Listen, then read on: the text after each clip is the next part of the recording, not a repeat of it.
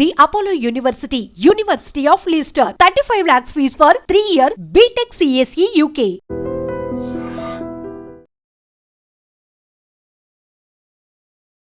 నమస్కారం, welcome to I dream. ధర్మ మార్గం విత్ విజిత కార్యక్రమానికి స్వాగతం.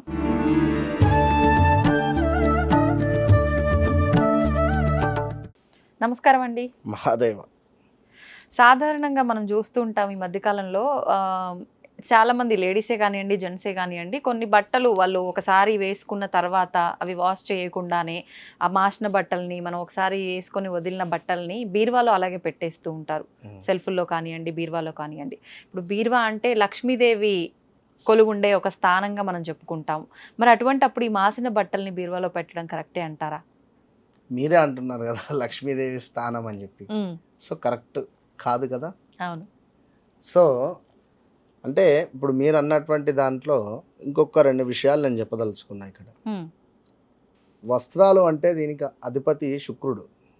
ఓకే, ఎప్పుడైతే ఈ యొక్క వస్త్రాలను ఎవరైతే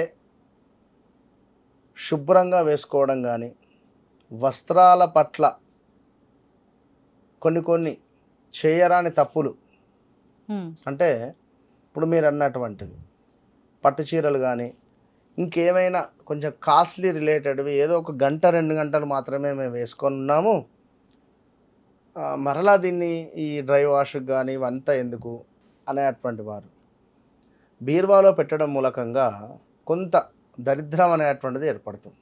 ఖచ్చితంగా కూడా రాజకీయవేత్తలు వైట్ను పెట్టేసుకుంటారు. అదేవిధంగా మరికొందరు మరొక వస్త్రాధారణ ఉంటుంది. అంటే బట్టలకు శుక్రుడు అధిపతి, అదే చెప్తున్నాను నేను. కనుక ఈ విధమైనటువంటి వస్త్రాలు ఈ విధంగా పెట్టడం వల్ల కొంత మనకు ఆర్థిక పరమైనటువంటి కానీ లేదా ఆరోగ్యపరమైనటువంటి ఇబ్బందులు ఉంటాయి. ఈ వస్త్రాలను కూడా కొందరు మరికొందరికి ఇస్తూ ఉంటారు. అంటే అక్క ఈ డ్రెస్ బాగుంది, రేపు ఫంక్షన్ ఉంది, ఒక్కరోజు ఇస్తావా అని అడుగుతారు.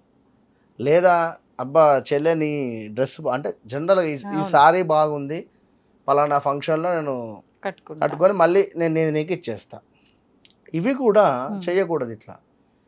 ఇలాంటివి చేసినా మీరు అన్నటువంటి యొక్క వస్త్రాలను యొక్క పిండకుండా అంటే శుభ్రపరచకుండా బీరువాలో పెట్టినా కూడా జాతక రీత్యా కొన్ని ఇబ్బందులు ఎదుర్కొంటారు. అందులో ముఖ్యంగా హెల్త్ రిలేటెడ్, రెండవది మనీ రిలేటెడ్, ఆరోగ్యం, ఆర్థికంగా 2 రకాలుగా ఇబ్బంది పడతారు ఖచ్చితంగా. ఎందుకు మరికొందరు పిల్లల యొక్క వస్త్రాలు చిన్నగా అయ్యాయని కానీ చిరిగిపోయాయి అని చెప్పి కానీ కింద డోర్ మ్యాట్లుగా కూడా వేసి వాడతారు. అవును, చూస్తుంటాం. అలా కూడా చేయకూడదు. జాతకరీత్యా రాహుగ్రహము అనేటువంటి ప్రభావము మనకు మైనస్ ఉంటుంది. రాహు అంటేనే మనకు నెగిటివ్, విన్నరా. సో ఆ పిల్లలకు సంబంధించినటువంటి హెల్త్ ఇష్యూస్ కానీ అవి ఎవరైతే వస్త్రాలు ఉన్నాయో వారికి కానీ కొంత ఇబ్బందికరమైనటువంటి సిచ్యువేషన్స్ వస్తాయి. మరి అంటే ఏం చేయాలంటారట అలాంటి బట్టల్ని? వాటిని శుభ్రంగా ఉతికి, అంటే చిరిగిపోయాయా ఒకవేళ అనుకుంటే వాటిని శుభ్రంగా ఉతికిన తర్వాత కుట్టియాలి. కుట్టించి ఎవరికైనా దానంగా ఇవ్వాలి, ఐరన్ చేసి. చిన్నగా అయ్యాయి, నా కూతురుకు 8 సంవత్సరాలు 5 సంవత్సరాల బట్టలు ఉన్నాయి, అరే ఇవి ఎట్లా, ఇంట్లో ఎవరో పనివారు ఉన్నారు వారికి ఇచ్చేద్దాంలే అని చెప్పి కూడా పిండి ఐరన్ చేసి ఇవ్వాలి. 100కు 200%. ఓకే. సో అదేవిధంగా ఈ బట్టలు విషయంలో కూడా, ఎందుకంటే మన శరీరాన్ని అవి అంటే మన శరీరాన్ని అతుక్కొని ఉంటవి కనుక శరీరం నుండి వచ్చేటువంటి చెమట కానీ ఇంకేదైనా, అంటే మన శరీరం నుండి వచ్చినటువంటివి, ఇప్పుడు ఒక వ్యక్తి మరణించాడు అనుకుందాం, ఆ వ్యక్తికి ఆ ప్లేస్ కానీ ఈ వస్తువు కానీ లేదా ఈ యొక్క బట్టలు కానీ చాలా ప్రీతి ఉంటుంది కొందరికి. మరణించినా కూడా వాటిపై ఆ ప్రభావం కొన్ని రోజుల వరకు ఉంటుంది. ఉదాహరణకు అట్లనే మనిషి బ్రతికున్నప్పటికీ తాను కొన్ని రోజులు వేసుకొని ఉన్నాడు అది. సో దానివల్ల మంచి జరిగినవి, చెడు జరిగినవి. దానివల్ల చెడు చేశాడేమో ఎవరికి తెలుసు కొన్ని సందర్భాలలో. సో కర్మ అది నెక్స్ట్ వారికి చెప్పులు ఉన్నవి. సో చెప్పులు మన చెప్పులు ఎవరికైనా మనము అంటే చెప్పులు పోయినా అమ్మయ్య శని పోయిందిరా అనుకుంటారు. లేదా చెప్పులు 2-3 సార్లు పోతూ ఉంటే మన ఒక క్లయింట్ గురుగారు ఒక దేవాలయం దగ్గర వెళ్ళా చెప్పులు ఇప్పాను, అక్కడ ఒక జత చెప్పులు పోయింది, సర్లే శని పోయింది కదా అనుకొని మళ్ళీ చెప్పులు కొనుక్కున్నా, మళ్ళీ అదే వారంలో 2 సార్లు నా చెప్పులు పోయినాయి అంటాడు. మరి ఇప్పుడు దీన్ని ఏమనొచ్చు? అదే చెప్తున్నా కదా నేను. కనుక చెప్పులు పోతే శని పోవడాలు అంటే కాళ్ళకు అధిపతి శని ఇచ్చాడు. మోకాళ్ళ నుండి కిందికి ఏదైతే ఉంటుందో మోకాళ్ళ నొప్పులు కానీ, ఈ కాలు విరగడాలు కానీ, ఫ్రాక్చర్స్ అవ్వడం కానీ, బెనకడాలు కానీ, ఇదంతా కూడా ఏలినాటి శని, అష్టమ శని, అర్ధాష్టమ శని పీరియడ్లోనే వస్తవి. ఏలినాటి శనిలో ఉన్నప్పుడే మనకు చెప్పులు పోవడాలు ఇవన్నీ జరుగుతూ ఉంటాయి. సో ఒకవేళ మన చెప్పులు వేరే వారు తీసుకొని వెళ్ళినా మన కర్మ ఎంతో కొంత మనం వేసుకొని ఉంటాము కనుక 100% వారికి పోతుంది. సో చెప్పులు మనకు పోయాయి అనుకుంటే నిజంగానే మన కర్మ కొంత పోయింది అనేటువంటి భావన, నమస్కారం చేసుకుంటే సరిపోతుంది. ఎవరికి చెప్పకూడదు. ఎవరికి చెప్పినా వారు చెప్పులేం కొనివ్వరు. అయ్యో అట్లెట్లయింది అని చెప్పి దాని గురించి ఒక పావుగంట చర్చ.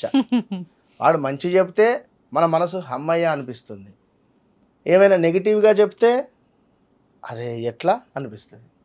కనుక ఎప్పుడు ఏ విషయాన్ని కానీ ఎవరితో చెప్పొద్దు, అది మంచి కానీ చెడు కానీ. సో ఇలాంటి బట్టలకు సంబంధించినటువంటి విషయంలో ఖచ్చితంగా జాగ్రత్త అవసరం. ఎందుకంటే శుక్రుడు అని 3 సార్లు చెప్పిన. శుక్రునికి అధిపతి లక్ష్మీదేవి, శుక్రునికి అధిపతే లక్ష్మీదేవి. సో లక్ష్మీదేవి అంటేనే డబ్బు.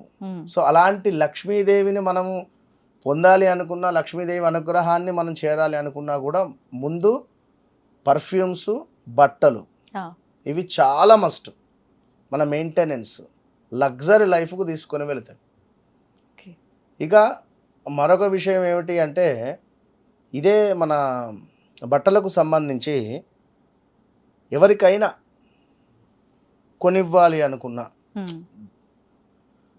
లైక్ అంటే దానంగా ఇవ్వాలని ఇందాక మనం చెప్పుకున్నాము.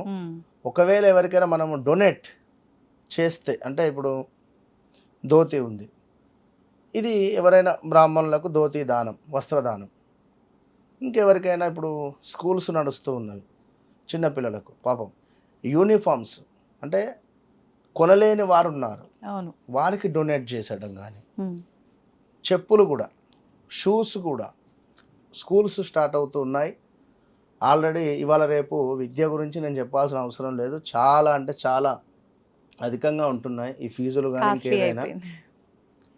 కనుక ఉన్నటువంటి వారు కొంత వారికి సహాయం చేయడం వల్ల లక్ష్మీదేవికి సంబంధించి ఇంకా అధికంగా మీకు అనుగ్రహం ఉంటుంది, చాలా అధికంగా ఉంటుంది. 100 రూపాయలు మనం ఇక్కడ డొనేట్ చేసామనుకోండి, 100% 10,000 రూపాయలు అమ్మవారు మీకు ఇస్తుంది, అంతే. ఇప్పుడు చాలామంది ఇంట్లో విడిచిన బట్టల్ని, మాసిపోయిన బట్టల్ని ఏ రోజుకి ఆ రోజు ఉతకకుండా అలానే ఒక వారం రోజుల పాటు పక్కన పెట్టి వీలున్న రోజు వాష్ చేస్తామని చెప్పి పక్కన పెట్టేస్తుంటారు. కొంతమంది ఆ ఉతికిన బట్టల్ని కూడా మడత పెట్టకుండా కుర్చీల్లో, ఆ సోఫాల్లో అలా వేసేస్తుంటారు. ఇలాంటి విషయంలో కూడా ఇబ్బంది కలిగే అవకాశం ఉందంటారా? కదమ్మా, లక్ష్మీదేవి ఇప్పుడు మీరే ఉన్నారు, ఉదాహరణకు ఒక ఫ్రెండ్ ఇంటికి వెళ్తున్నారు. సో మీరైతే, ఉదాహరణ చెప్తున్నా, మీరైతే చక్కగా తయారయ్యారు, వెళ్తున్నారు. డోర్ తీయగానే చక్కగా వారు విజిత గారు రండి వెల్కమ్ అన్నారు. కుర్చీలో ఇన్ని బట్టలు ఉన్నాయి, అయ్యో అని చెప్పి ఆ బట్టలు తీసి అటు పక్కన మారేసి కూర్చోండి అని చెప్పి అంటారు. ఒక్క సెకండు ఇవి విడిచిన బట్టలా లేదా ఇంకేంది, మళ్ళీ ఇప్పుడు దీనిలో నేను కూర్చుంటే ఏమిటో ఇంత మంచిగా తయారైన అనేటువంటి పరిస్థితి ఉంటుంది. ఆరా ఏదైతే ఉందో, ఇప్పుడు మనం విడిచినటువంటి బట్టలు అవి ఎక్కడెక్కడో తిరిగి ఉన్నాం, సో నెగిటివ్ అయిపోయి ఉంటాయి. అవి అక్కడ ఒక 24 అవర్స్ ఉన్నాయి, అక్కడ ఎంతో కొంత నెగిటివ్ అనేటువంటిది ఉంటుంది. కనుక ఆ లక్ష్మీదేవి మనకు ఇంటికి వచ్చే సందర్భంలో కానీ ఎప్పుడు వస్తుందో, ఇప్పుడు మనం అంటే చెప్పి వెళ్తున్నాం, సో అమ్మవారు చెప్పేందుకు వస్తుంది, ఇంట్లో సుగంధమైనటువంటి మాటలు, చక్కటి సంభాషణ, సుగంధ పరిమళమైనటువంటి వాసన ఇంట్లో అంటే ఒక పొగ అంటే లైక్ ధూపం. ధూప్ స్టిక్స్ కానీ ధూపం కానీ ఇంట్లో సుగంధ పరిమళమైనటువంటి మనకు మన ప్రసాదాలు చక్కగా ఇలాచి అందులో అమ్మవారికి ఎంతో ప్రీతి ఇలాచి కానీ ఈ యొక్క కిస్మిస్ కానీ బాదం కానీ పరమాన్నంలో బెల్లంతో చేసినటువంటి అన్నము అదేవిధంగా ఈ యొక్క నెయ్యితో పోపు చేయడం ఎంతో ప్రీతి. ఈ విధంగా ఎవరైతే రోజు నివేదన చేస్తూ ఉంటారో అమ్మవారిని పిలవాల్సిన అవసరం లేదు, అదే వస్తుంది. మన చుట్టూ పరిసరాలు కూడా బాగుండాలి కదా. అవునండి. సో అలాంటివి ఎప్పుడూ చేయకూడదు. ఇంట్లో ఆర్థిక పరమైనటువంటిది తరచూ భార్యాభర్తలలో గొడవలు కానీ కొంతమేర మనీ రిలేటెడ్ ఇష్యూస్, ఈ ఈఎంఐస్ కానీ ఈ లోన్స్ కానీ వీటికి సంబంధించినటువంటి బంధంలో వారు ఉండిపోవాల్సి వస్తుంది. అట్లా. ధన్యవాదాలండి. మహాదేవ. దీన్ని తవ్వండి, తవ్వుతూనే శివలింగం. పరమాత్మకు జీవా సరే దాన్ని అట్లా కప్పేసేయండి, చూపించదండి. Krishna is there. మూర్తి పూజ కాదు, సాక్షాత్ బ్రజేంద్ర నందన భగవాన్ ఉన్నారు మూర్తిలో. ఏమీ ఆశించకుండా ఆరాధించే వాళ్ళు కూడా ఉన్నారా ప్రభుజీ? నిజమైన భక్తి అంటే మనకు తెలియదు కాబట్టి